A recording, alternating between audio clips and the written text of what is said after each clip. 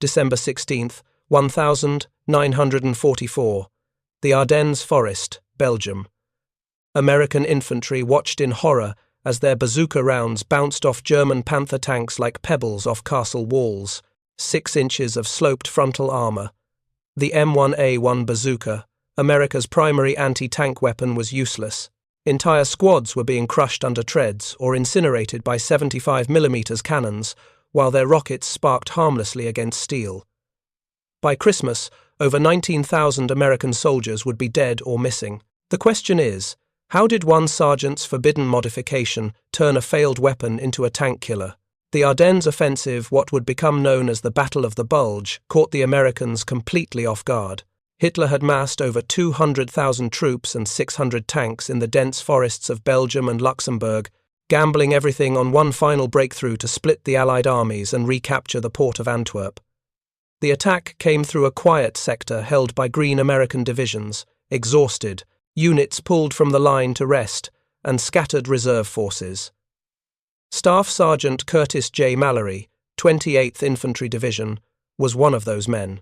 A farm kid from Nebraska, Mallory had landed at Normandy in July 44 and fought through the hedgerows of France. He'd earned his sergeant's stripes at Saint-Lô after his platoon leader took shrapnel to the throat, and Mallory led what remained of the squad, 9 men out of 37, through 2 days of German counterattacks. He wasn't a hero by choice. He was a survivor who refused to let his men die stupidly.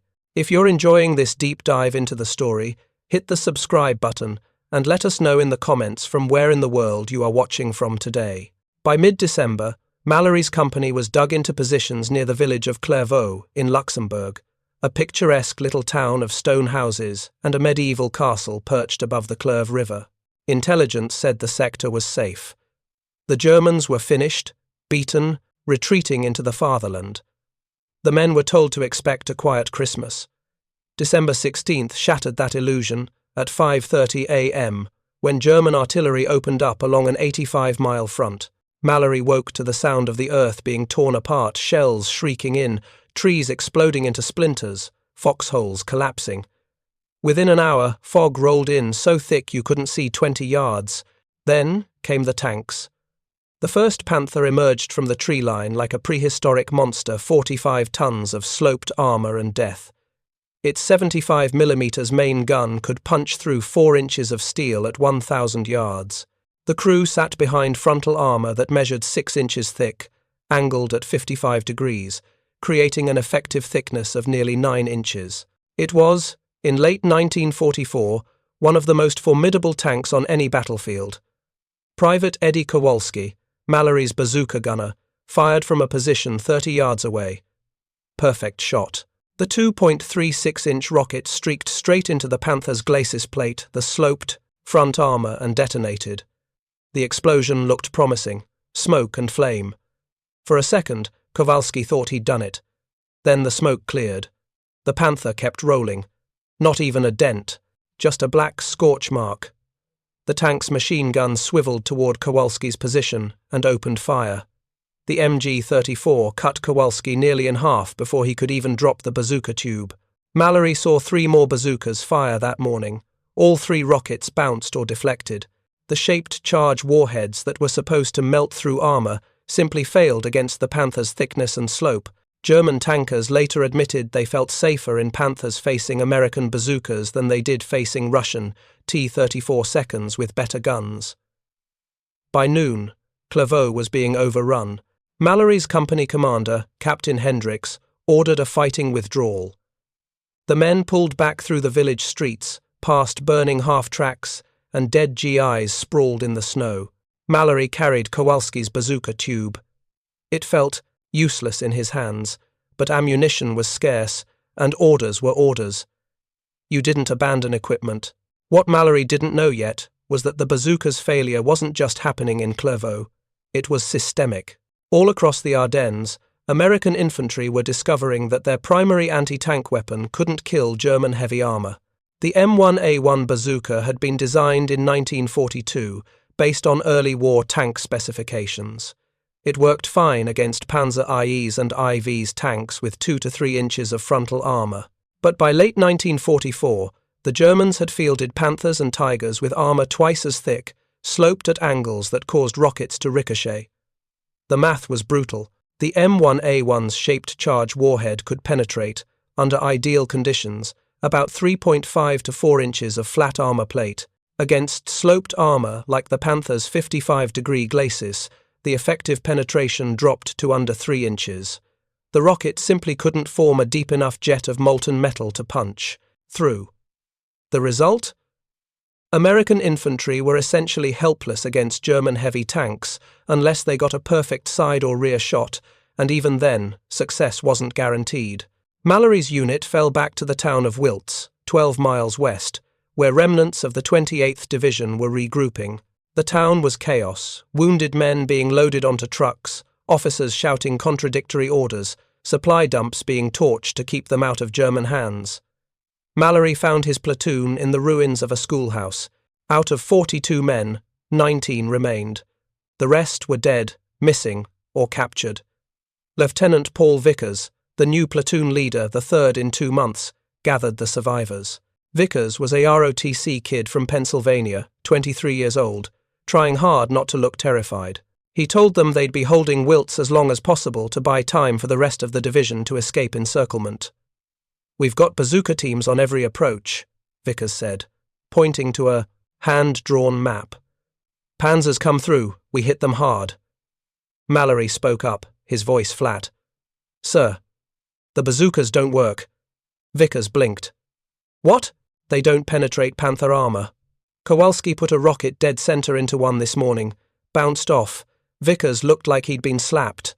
That's our only anti-tank weapon." "I know, sir." The room went quiet. You could hear the distant rumble of artillery, the crackle of burning buildings. One of the privates, a kid named Ramos, whispered, "So what the hell do we do when the tanks come?" Nobody had an answer. That night, Mallory couldn't sleep. He sat in the corner of the schoolhouse with Kowalski's bazooka tube and a rocket, trying to understand why it failed. He'd grown up fixing farm equipment, tractors, combines, diesel engines. His father had taught him that every machine had a logic to it. If something didn't work, there was a reason. Fix the reason, fix the machine. The M1A1 bazooka was a simple weapon. A smooth-bore steel tube, 5 feet long, with a battery-operated firing mechanism. The rocket itself, officially the M6A1, was a 3.5-pound projectile with a shaped charge warhead. When it hit a target, the explosive liner collapsed inward, forming a superheated jet of molten metal that could burn through armor like a blowtorch through butter. In theory, Mallory studied the rocket's nose cone.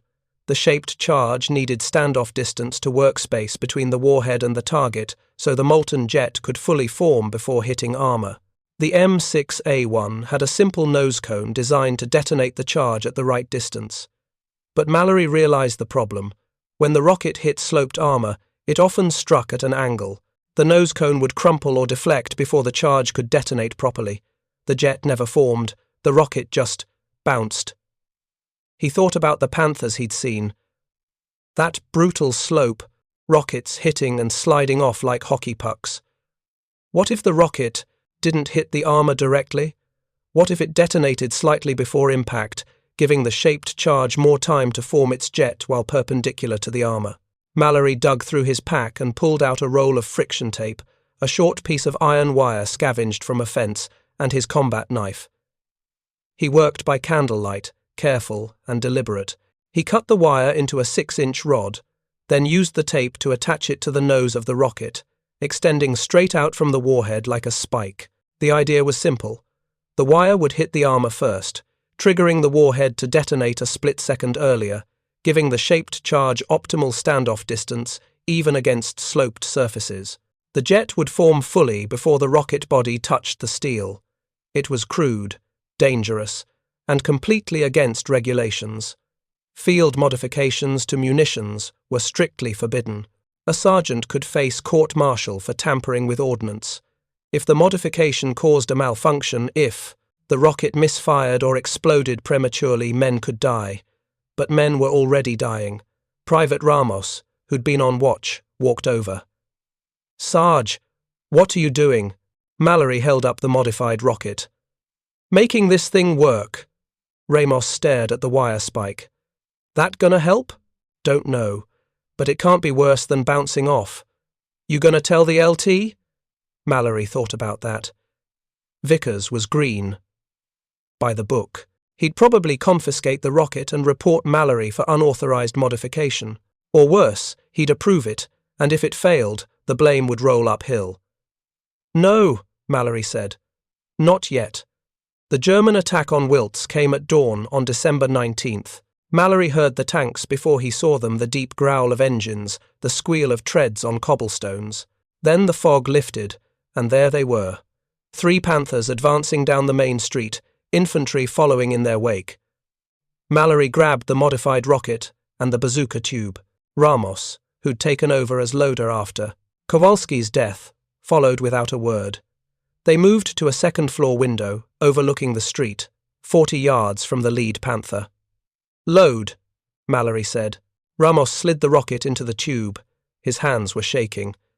Sarge, if this doesn't work, then we're dead anyway. Arm it. Ramos twisted the safety ring. The rocket was live. Mallory shouldered the tube. The Panther was rolling toward them, turret swiveling, looking for targets.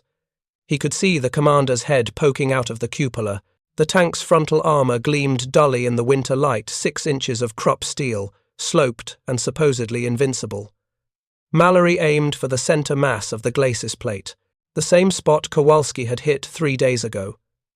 He took a breath, steadied the tube, and squeezed the trigger. The rocket screamed out of the tube with a whoosh of flame and smoke. Mallory lost sight of it for a split second. Then, crack! The explosion was different, louder, sharper.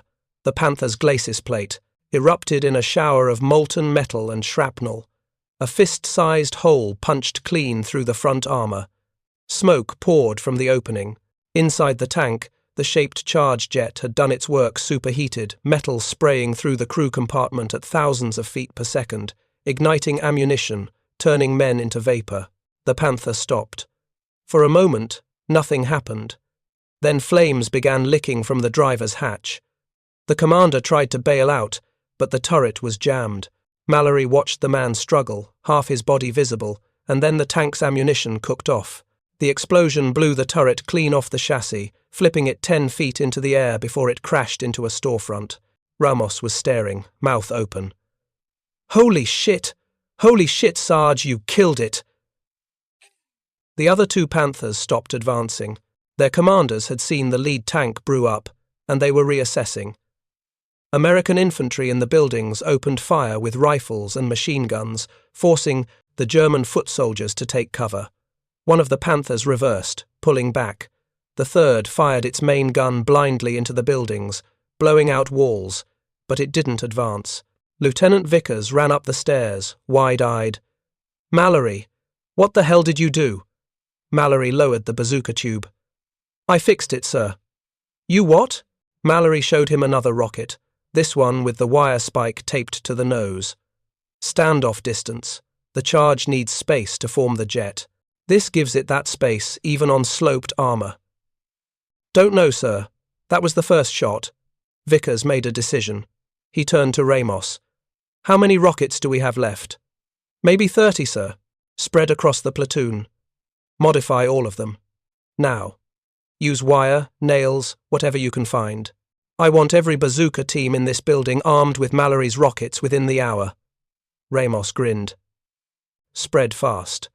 By midday, every man in the platoon was modifying rockets with whatever materials they could scavenge: fence, wire, coat hangers, tent stakes, even cutlery from the schoolhouse kitchen. The modifications were crude, inconsistent, held together with friction, tape, and hope. But they worked. Over the next 2 days, Mallory's platoon destroyed 7 German tanks in and around Wiltz, 4 Panthers, 2 Panzer IVs, and 1 Stug 3 assault gun.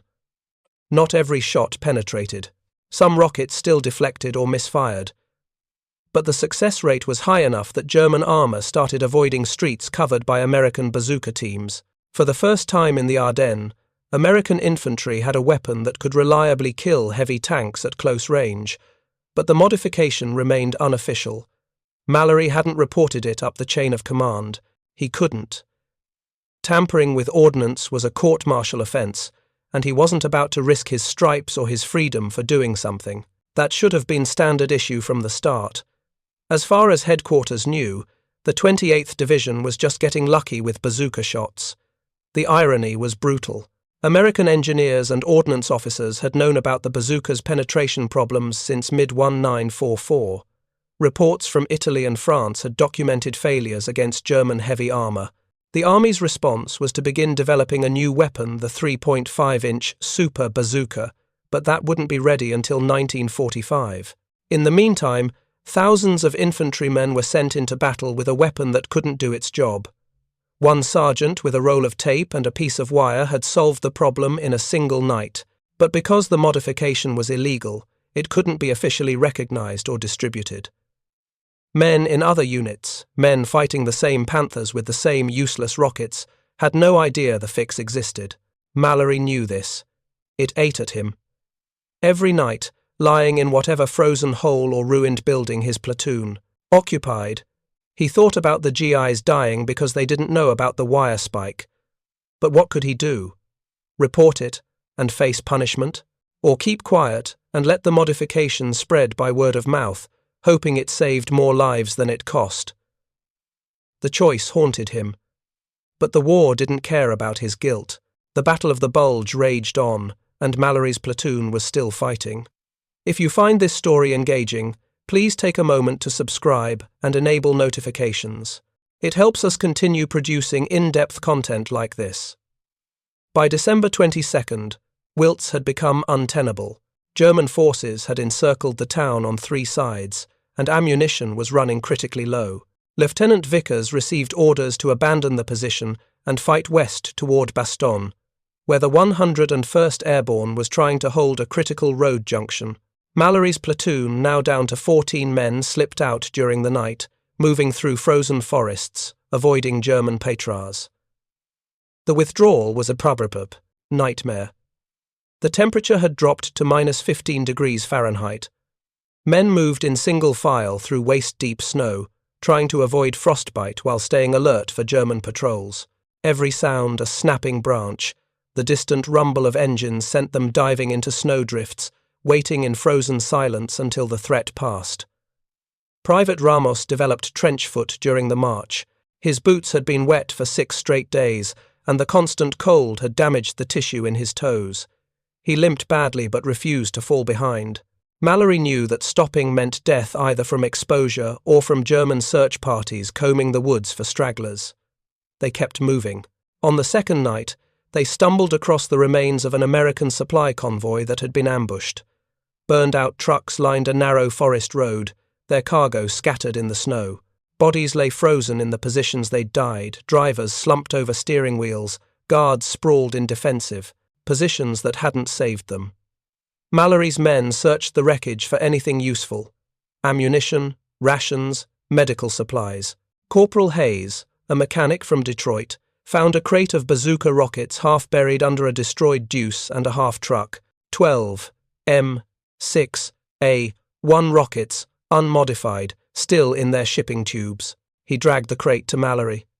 "Sarge, we could modify these, right here." Mallory looked at the crate, then at his exhausted men.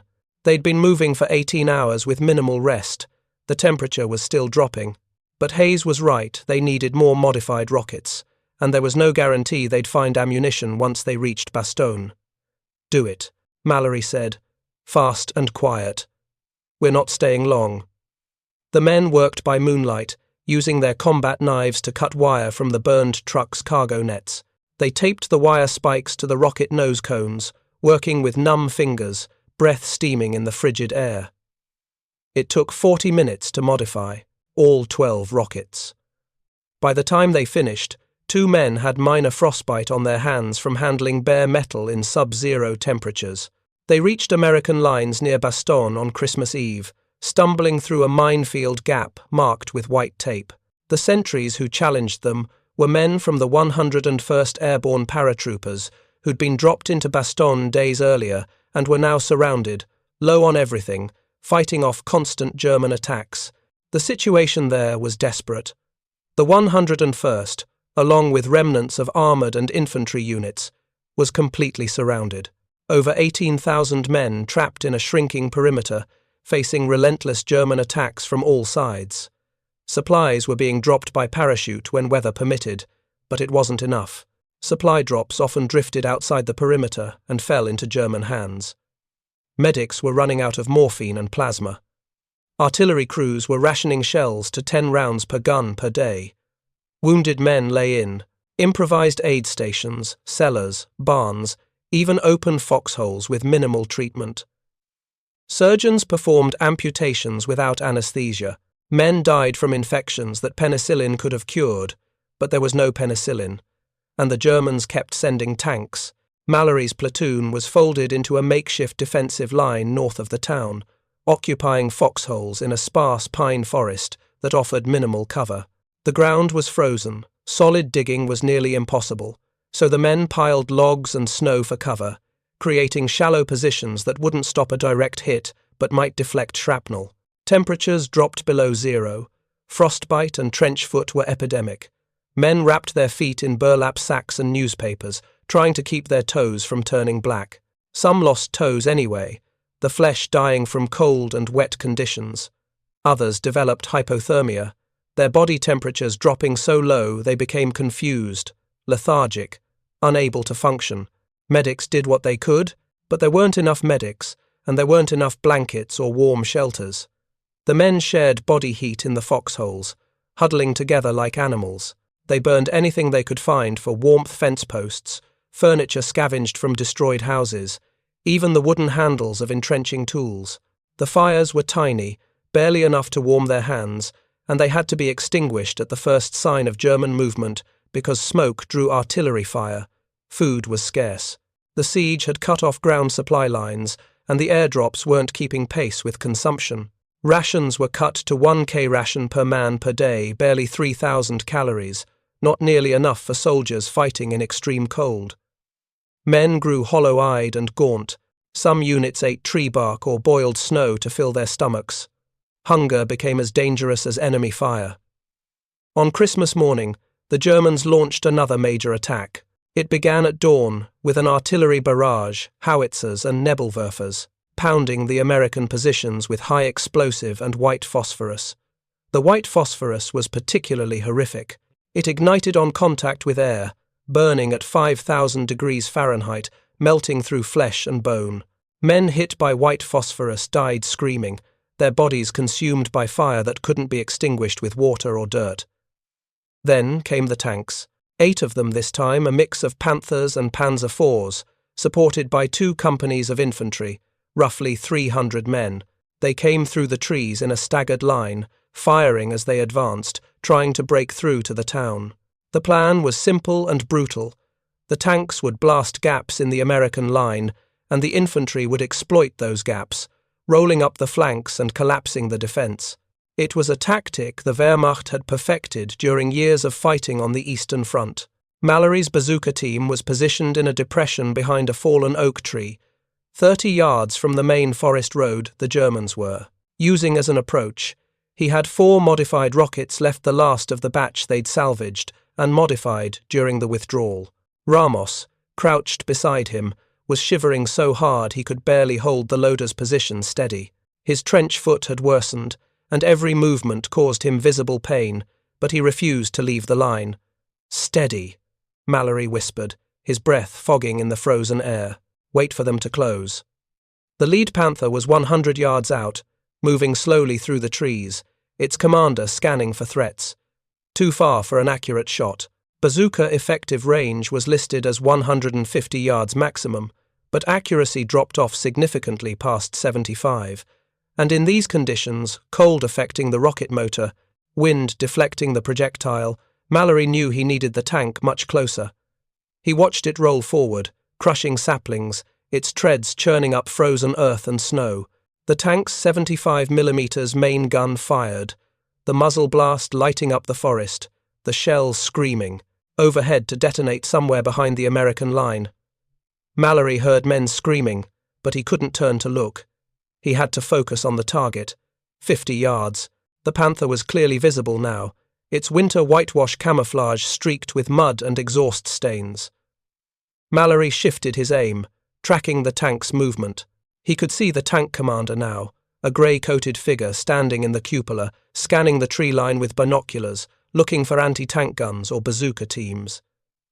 30 yards. Close enough to see the frost on the Panther's armor, the exhaust smoke puffing from its engine grills, the spare track links bolted to the turret for additional protection. Mallory centered the tube on the tank's frontal slope, just below the main gun mantlet, the thickest part of the armor, but also the most direct shot. He took a breath, let it out halfway, and squeezed the trigger.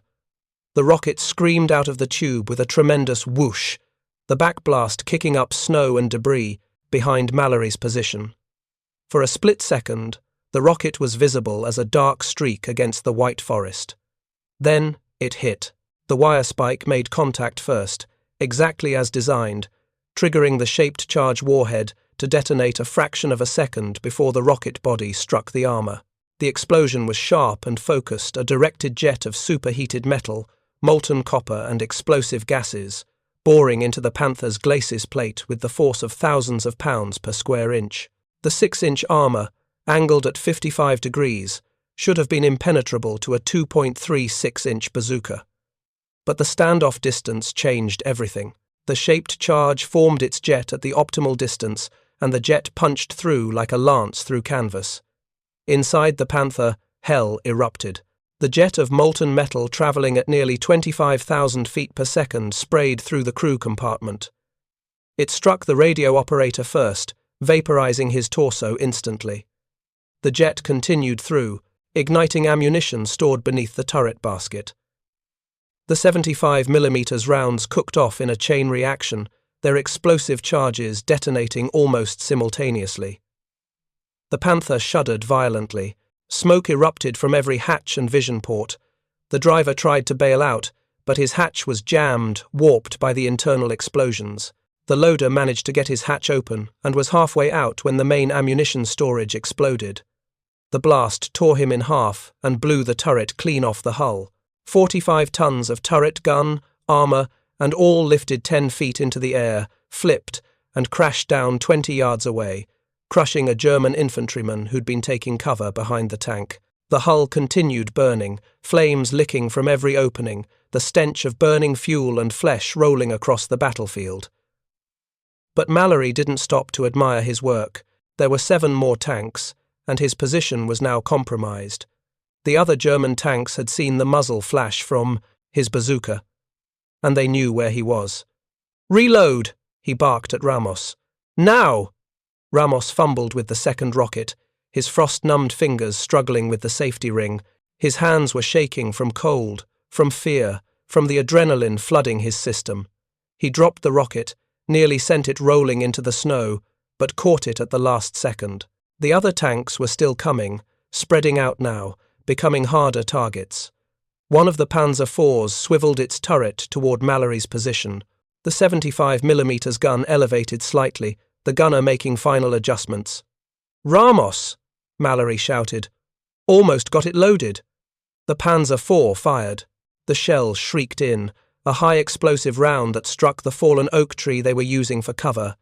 The tree exploded in a shower of splinters and frozen bark.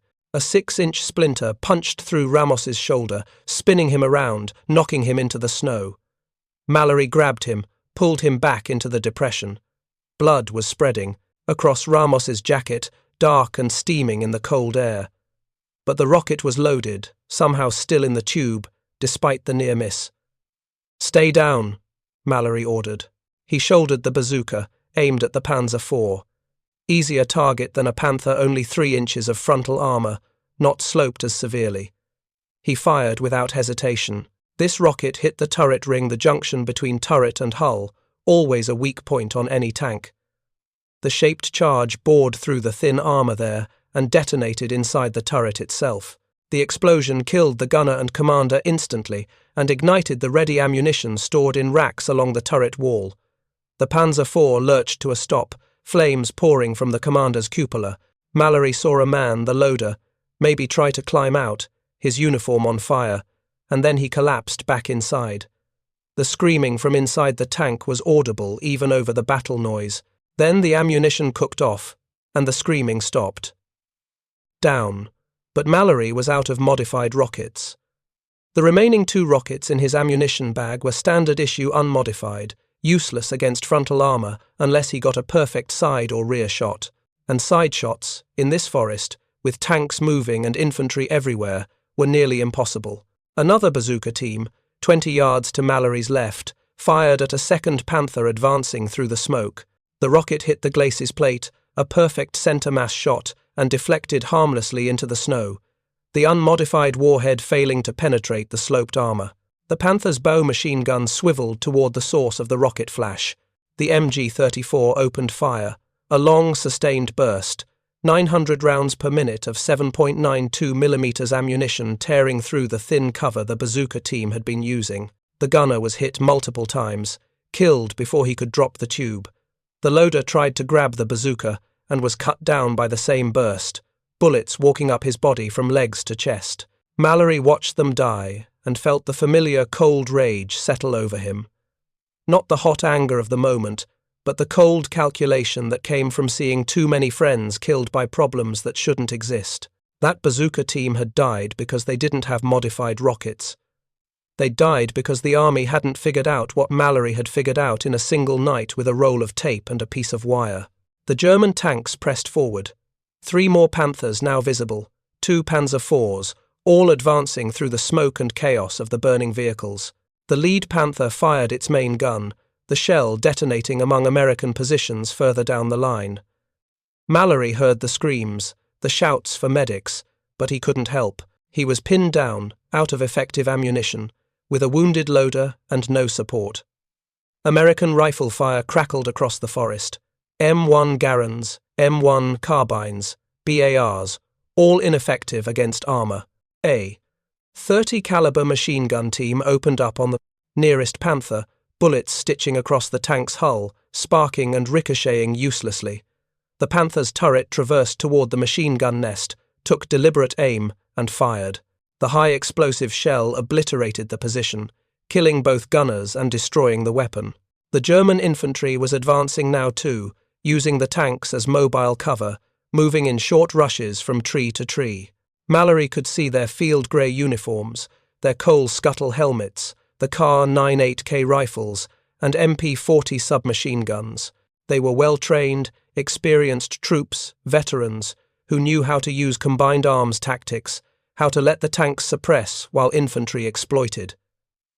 The American line was starting to buckle. Men were falling back, abandoning positions, trying to find better cover or simply trying to survive.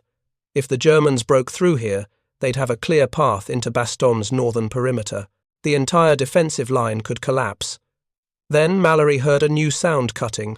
Through the chaos, a deeper rumble, the distinctive roar of aircraft engines.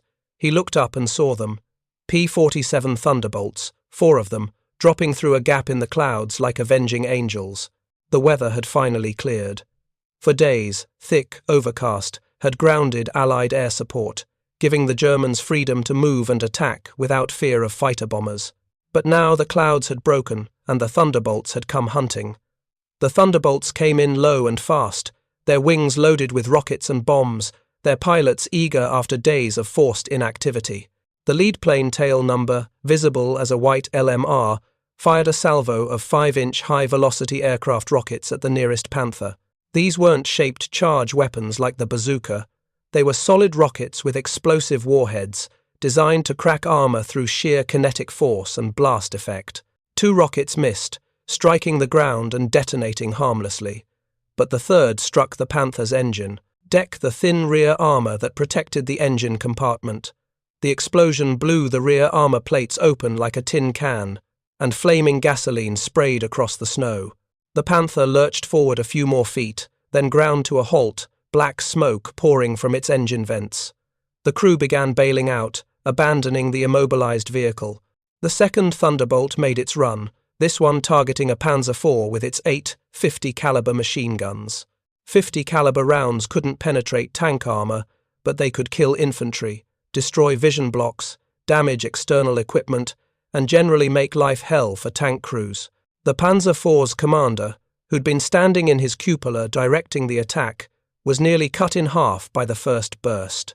His body fell back inside the turret, and the tank went into reverse, its crew panicking without leadership. The German infantry scattered, running for cover as the thunderbolts made repeated strafing runs. Tracers chewed up the snow, cutting men down as they ran, the heavy, 50 caliber rounds devastating against unarmored targets. Men fell in groups, their bodies torn apart by the massive bullets. One Panther tried to reverse, backing into the trees for concealment, its commander trying to escape the aerial attack. But the third Thunderbolt had already lined up its attack run. The pilot released a 500-pound general-purpose bomb, the weapon falling in a graceful arc, stabilized by tail fins. The bomb struck the ground 20 feet behind the reversing Panther. The explosion was enormous, 500 pounds of high explosive detonating with enough force to create a crater 6 feet deep. The blast wave lifted the 45-ton Panther like a toy, flipping it onto its side. The tank rolled once, crushing its own commander who'd been trying to bail out, and came to rest upside down, treads still spinning uselessly. The remaining German tanks broke off the attack, withdrawing into the forest, seeking cover from the aircraft. The Infantry followed, dragging their wounded, leaving dozens of bodies scattered in the snow. Within minutes, the battlefield was quiet except for the crackle of burning vehicles and the moans of the injured. The Thunderbolts made one more pass, checking for targets, then climbed back into the sky, waggling their wings in salute to the ground troops before disappearing toward the south. Mallory lowered the bazooka tube and exhaled, his breath fogging in the frozen air. His hands were shaking not from fear, but from cold and exhaustion, and the adrenaline crash that always followed combat. He couldn't feel his fingers anymore, couldn't feel his toes. His face was numb, his lips cracked and bleeding from the cold. Ramos was still down, clutching his wounded shoulder, blood seeping between his fingers. Mallory crawled over to him, pulled out a field dressing, and pressed it against the wound. The bleeding wasn't arterial. Ramos would live if they could get him to an aid station before infection set in. "We're out of the modified rockets," Ramos said quietly, his voice tight with pain. Mallory nodded. "I know. What do we do if they come back?" "We improvise. Again." Around them, other soldiers were emerging from cover, checking casualties, redistributing ammunition. Mallory counted 4 dead in his immediate area, another 7 wounded. The burned-out German tanks were still smoking, and the smell of burning flesh and gasoline hung heavy in the cold air. Lieutenant Vickers appeared, moving down the line, checking on his men. His face was soot-stained, his uniform torn. He'd been in a foxhole that took a near miss from a tank shell, and his left arm was hanging at an odd angle dislocated shoulder, probably. He reached Mallory's position and crouched down. "Casualties." "Ramos took shrapnel. Needs a medic. 4 Kia down the line. 7 more wounded." Vickers nodded grimly. "Bastards hit us hard. We held, but barely." He looked at the burning Panther that Mallory had killed. "That your work?" "Yes, sir." "Modified rocket?" "Yes, sir." Vickers was quiet for a moment, thinking. Then he said, "Mallory, I need to talk to you. Not here. Come with me." They moved back to the platoon CP, a bunker that was really just a hole covered with logs and frozen tarps. Inside, it was only marginally warmer than outside, but at least the wind couldn't reach them. Vickers sat down heavily, wincing as his shoulder shifted. "Mallory," Vickers said, "I reported your rocket modification to battalion." Mallory's stomach dropped. Court-martial. He was going to be court-martialed for unauthorized modification of ordnance. In the middle of a siege, surrounded by Germans, he was going to face military justice for the crime of making a weapon work properly. "Sir." Relax," Vickers interrupted. "I told them it saved lives. I also told them you developed it under fire, that it was battlefield necessity, and that it works." He paused, grimacing as he tried to adjust his shoulder. "They want to see you. They want to court-martial me. No. They want you to teach it, to every bazooka team in the division." Mallory blinked, not understanding. You're to report to Division HQ in Bastogne tomorrow morning at 0800. Bring your modified rockets, demonstrate the technique, and train ordnance sergeants to replicate it across the entire perimeter. They're calling it the Mallory modification. For a moment, Mallory couldn't speak. He'd been expecting punishment, a reprimand at minimum, court-martial at worst. Instead, the army wanted to make his illegal field expedient an official procedure, wanted to teach it to every bazooka team in Bastogne. Mallory said slowly, "This should have been standard from the beginning. How many men died because the damn bazookas didn't work against Panthers?" Vickers looked at him for a long moment. His expression was hard, angry, but not at Mallory. "I know. What's already happened? We can only try to save the men still alive." "How many men died firing useless rockets?" Vickers didn't answer immediately. When he finally spoke, his voice was quiet. "I don't know the exact number. Hundreds, probably. Maybe thousands. Across the entire Bulge. Across all the divisions. Yeah, probably thousands." Mallory felt sick. Thousands of men, American soldiers, who'd done everything right, who'd closed with the enemy, aimed properly, fired their weapons, and died anyway because the equipment failed them. Not through any fault of their own, but because some engineer or procurement officer or logistics planner hadn't thought through the problem carefully enough. "Sir, that's not acceptable." "No, it's not. But that's war, Sergeant. We fight with what we have, not what we wish we had. You figured out how to make what we have actually work. That's more than most people manage." Vickers shifted again, trying to find a more comfortable position. "Get some rest. 0800, tomorrow, Division HQ. That's an order." "Yes, sir." That night, Mallory couldn't sleep. The cold was part of it. The temperature had dropped even further, and even huddled in his sleeping bag with 2 blankets, he shivered constantly. But mostly it was his thoughts, circling endlessly around the same questions. How many men had died because the army hadn't figured out what he'd figured out? How many Purple Hearts? How many telegrams to families? How many graves could have been avoided if anyone had thought to extend the standoff distance on bazooka rockets? The modification was so simple, a 6-inch piece of wire and some tape. That was it. No advanced engineering required, no special materials, no complex manufacturing. A private with a penknife and 5 minutes could modify a rocket in the field. And yet, it hadn't been done. Not officially. Not until Curtis Mallory, a farm kid from Nebraska who'd never finished high school, had figured it, out by necessity while sitting in a freezing schoolhouse watching his friends die. The army had ordnance experts, engineers with college degrees, research facilities, testing ranges. They had all the resources in the world, and they'd failed to solve a problem that Mallory had solved in one night with scrap metal. What did that say about the army? About the war?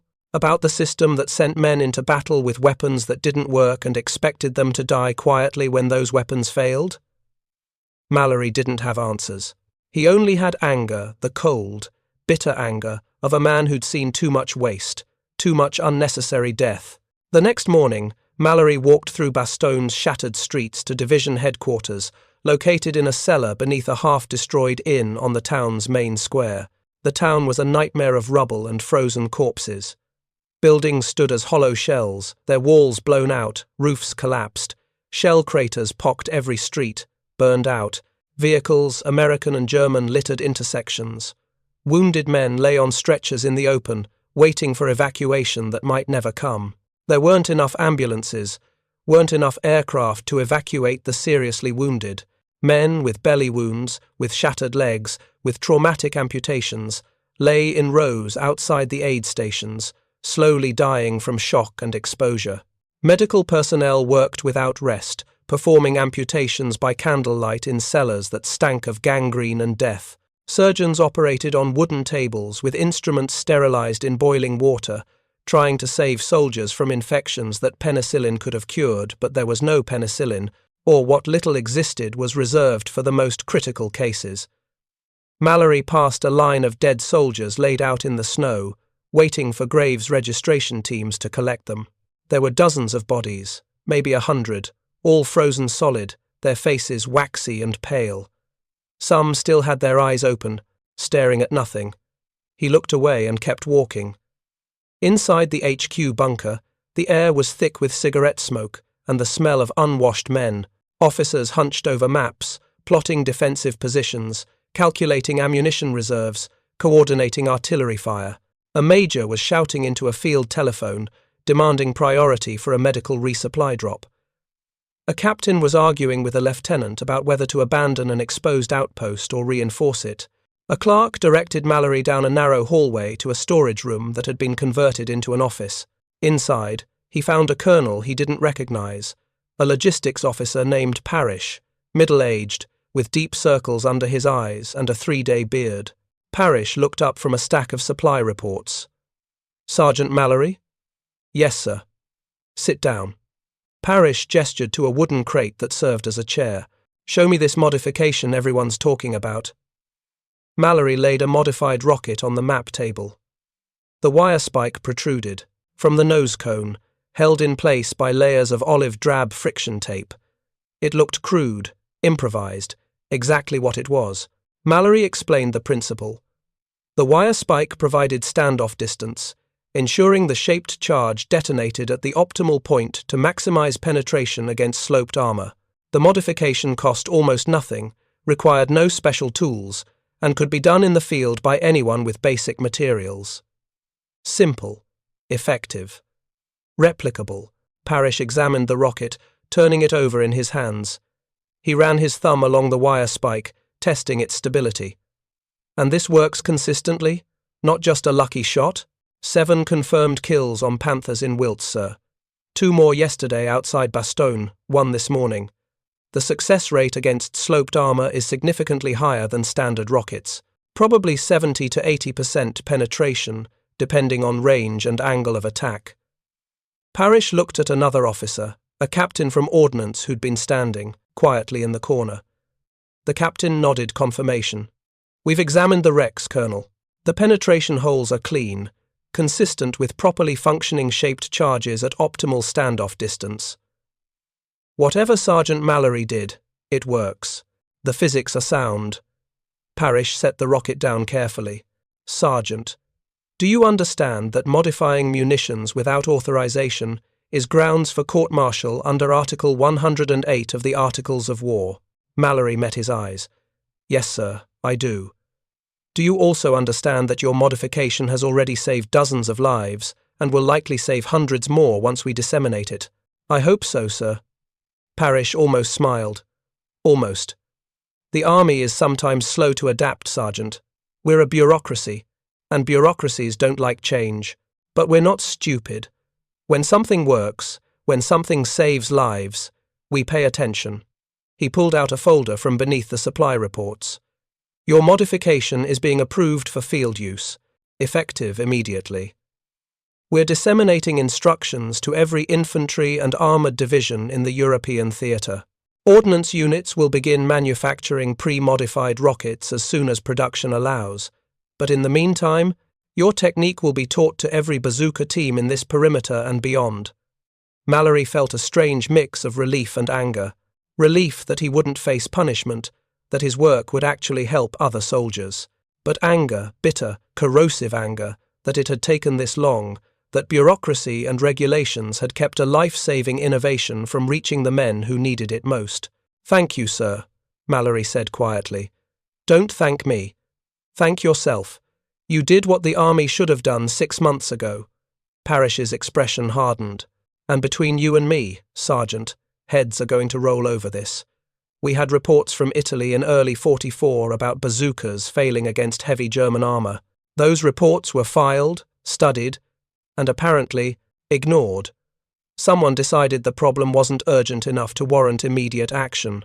Someone decided we could wait for the 3.5-inch super bazooka to enter production rather than issuing a field expedient for the existing weapon." "How many men died because of that decision, sir?" Parrish looked him in the eye. "Too many, Sergeant. Far too many." Mallory spent the next 3 days in a frozen courtyard behind the HQ building, teaching groups of ordnance sergeants, squad leaders, and bazooka gunners how to modify M6A1 rockets. The courtyard had been a beer garden before the war. He could see the remains of wooden tables and benches, now broken and used for firewood. The stone walls provided some protection from the wind, but it was still bitterly cold. He demonstrated the technique repeatedly, his hands numb from handling bare metal in sub-zero temperatures. Cut a 6 to 8 inch length of stiff wire. Iron fence wire works best, but steel coat hangers, tent stakes, straightened, nails, even pieces of radio antenna can substitute. The key is rigidity. The wire must be stiff enough not to bend on impact. Tape it firmly to the nose cone of the rocket using friction tape or electrical tape, extending straight forward from the center of the warhead. Make sure it's aligned with the rocket's axis. If it's crooked, the rocket might wobble in flight and miss the target. Test the rocket's balance by holding it horizontally on one finger. If it tips significantly, adjust the wire until it's balanced. Load, aim, fire. The modifications spread rapidly through the Bastogne garrison. Soldiers who'd been terrified of German armor, who'd watched their standard rockets bounce off Panthers and felt helpless, suddenly had a weapon that worked. Morale improved noticeably. Men who'd been talking about the hopelessness of their situation started talking about killing tanks instead. Within a week, modified rockets were being used by American units across the entire Bastogne perimeter. Confirmed kills on German armor tripled. Tank commanders, who'd grown confident that American bazookas posed minimal threat, suddenly found themselves vulnerable again. German after-action reports from late December noted with alarm that American anti-tank rockets have become significantly more effective, particularly against frontal armor. Casualties among tank crews have increased sharply. The modification even spread beyond Bastogne. Soldiers who were evacuated from the pocket carried the knowledge with them. Ordnance officers who rotated through the division brought instructions back to their own units. By early January, modified rockets were appearing in divisions across the entire Bulge battlefield. On December 26th, Patton's Third Army broke through the German lines south of Bastogne, ending the siege. Trucks laden with ammunition, food, and medical supplies poured into the town. The wounded were evacuated. Fresh troops arrived. The crisis, at least for Bastogne, was over. But the Battle of the Bulge continued. The Germans, having failed to capture Bastogne or split the Allied armies, were nevertheless determined to hold as much ground as possible. Fighting raged across the Ardennes through January, brutal winter combat in forests and villages, both sides exhausted but neither willing to yield. Mallory returned to his platoon in mid-January. By then, the Mallory modification was standard procedure in the 28th Division and spreading to other units across the European theatre. Pre-modified rockets began arriving from ordnance depots by late January, proper factory-manufactured versions with welded standoff rods instead of taped wire spikes. The field expedient had become official equipment, but the cost had already been paid. Historians would later estimate that over 3,000 American casualties in the first week of the Bulge were directly attributable to ineffective anti-tank weapons, men who died firing bazookas that couldn't penetrate, died waiting for support that couldn't reach them, died because a simple modification that should have been standard issue hadn't been implemented. 3,000 men, dead because of paperwork, bureaucracy, and institutional inertia. Mallory thought about that number constantly. 3,000. That was the population of his hometown in Nebraska. That was everyone he'd ever known growing up. Friends, neighbors, teachers, shopkeepers, all dead because the army hadn't done its job properly. He'd saved some of those 3,000, maybe a few dozen, maybe 100, maybe more. The exact number didn't matter. What mattered was that there were men alive who wouldn't have been if not for his modification. But it should never have been necessary. That was what ate at him. He shouldn't have had to figure it out. Some engineer, some ordnance expert, some officer with access to testing facilities and technical manuals should have solved the problem months earlier, before the Bulge, before Mallory ever picked up a bazooka in combat. The system had failed. And when systems fail, individual soldiers pay the price. The irony wasn't lost on Mallory or on anyone else who understood what had happened. The U.S. Army had spent millions of dollars developing the M1A1 bazooka, millions more planning the Super Bazooka replacement. Teams of engineers, scientists, ordnance experts, all working on the problem of anti-tank weapons, all with access to laboratories, testing ranges, and unlimited resources. And in the end, the solution came from a sergeant with a roll of tape and a piece of wire scavenged from a fence. It wasn't a breakthrough. It wasn't genius. It was common sense, applied under pressure. Shaped charges required standoff distance. This was known, documented, taught in ordnance manuals. But nobody had thought to apply it as a field expedient when facing sloped armor. Nobody had asked the crucial question, what if the rocket hits at an angle? How do we ensure proper detonation distance then? Mallory had asked. And men had lived because of it. But the modification came too late for Private Kowalski, too late for the thousands who died in the first days of the Bulge, too late for all the men who'd fought in France and Italy and fired standard rockets at Tigers and Panthers and watched them bounce off harmlessly before being killed by return fire. War doesn't reward you for being right. It punishes you for being late. Mallory survived the war. He fought through the Rhineland campaign, crossed the Rhine River at Remagen, pushed deep into Germany, and was in Czechoslovakia when the Wehrmacht surrendered in May 1945. He saw the concentration camps, saw what the Nazis had done, and understood with terrible clarity what they'd been fighting against. He was awarded the Bronze Star for his actions at Wiltz and Bastogne. Though the citation made no specific mention of the rocket modification officially, he'd earned it for sustained courage under fire, exemplary leadership, and devotion to duty in the face of overwhelming odds. Standard language that could have applied to 1,000 other soldiers. The Army did award him a Certificate of Achievement for innovative field modification techniques, contributing to improved anti-tank capabilities. But that was a paper award, filed away in some personnel office, never publicized, never mentioned in official histories. He returned to Nebraska in the fall of 1945, took over his father's farm, married a local girl named Sarah, and raised 3 children. He rarely spoke about the war. When veterans gathered at the VFW hall and talked about their service, swapping stories over beer and cigarettes, Mallory stayed quiet. He'd done what he had to do. That was all. There was no glory in it, no heroism, just survival and the memory of friends who hadn't survived. Years later, in 1978, a military historian researching the Battle of the Bulge tracked Mallory down. The historian had found references to the Mallory modification in after-action reports and ordnance studies and wanted to interview the man who'd developed it. They met at Mallory's farm, sitting on the porch on a summer evening, drinking iced tea while the sun set over cornfields that stretched to the horizon.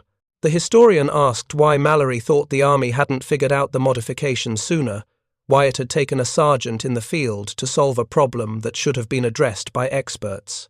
Mallory, then 58 years old, his hair grey, his hands rough from decades of farm work, thought about the question for a long moment. Then he said, "Because the people writing the manuals weren't the ones getting shot at." The historian pressed for more detail, but Mallory didn't elaborate. That one sentence said everything that needed to be said. The disconnect between those who planned and those who fought, between those who designed weapons and those who used them, between those who made decisions in safe offices and those who lived with the consequences of those decisions on frozen battlefields. It was a truth that applied far beyond bazooka rockets, far beyond World War II. It was a fundamental truth about how institutions work or fail to work in the real world. The M1A1 bazooka, even with the Mallory modification, was phased out by late 1945 inches favor of the 3.5-inch M20 Super Bazooka, which had better penetration, longer range, and could defeat any tank the Germans had fielded.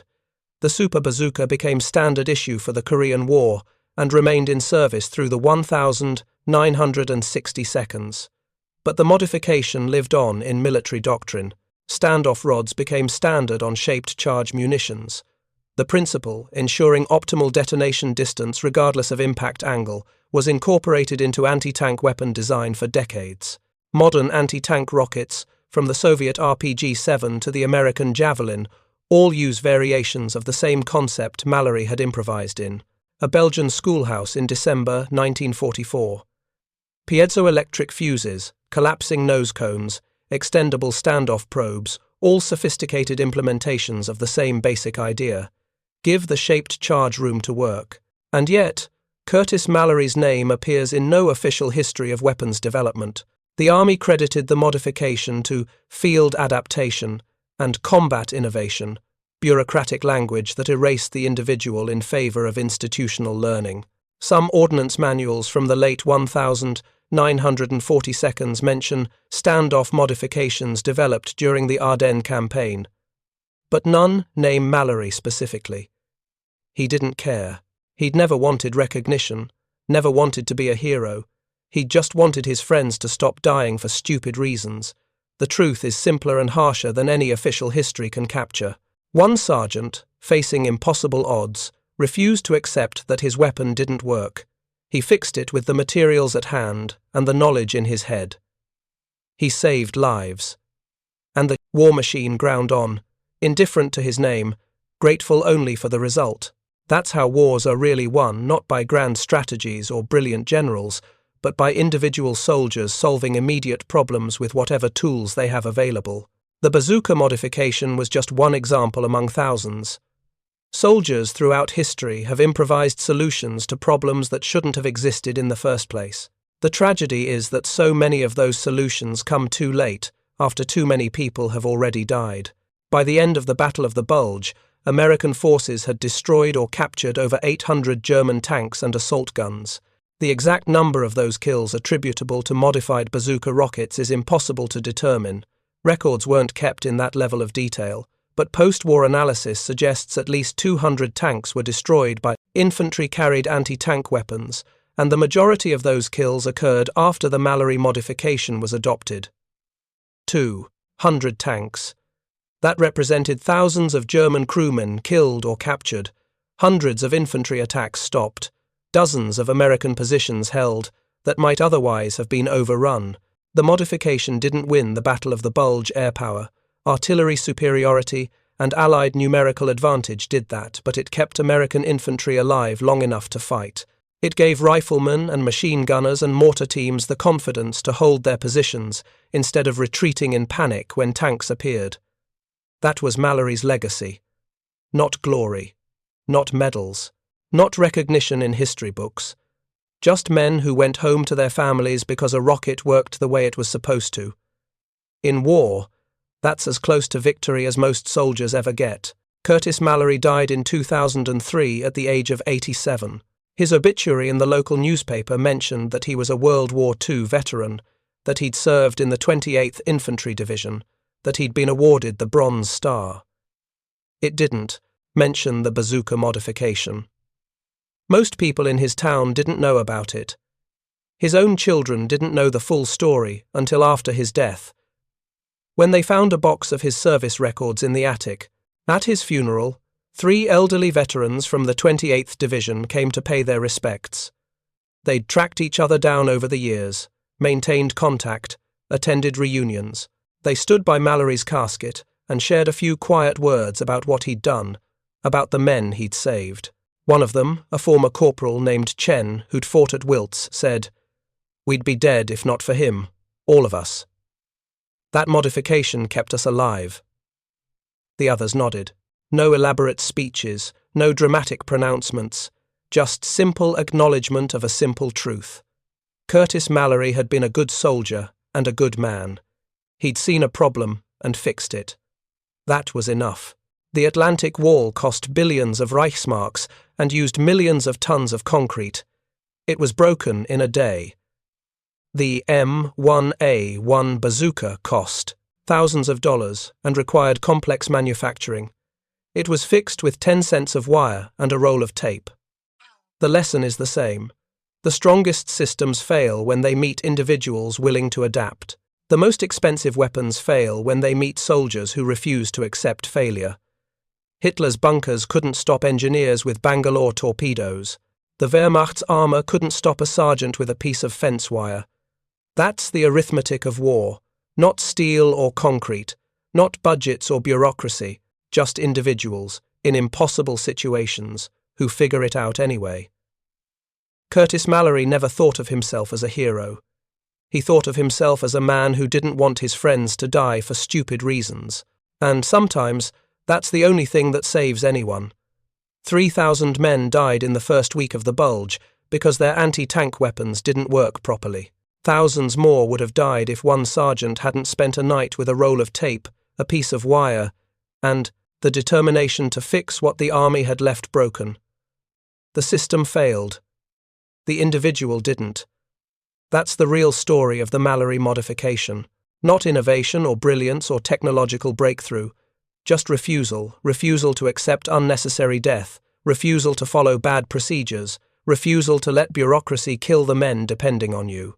In December 1944, in the frozen forests of Belgium, that refusal made all the difference. Thank you for watching. For more detailed historical breakdowns, check out the other videos on your screen now, and don't forget to subscribe.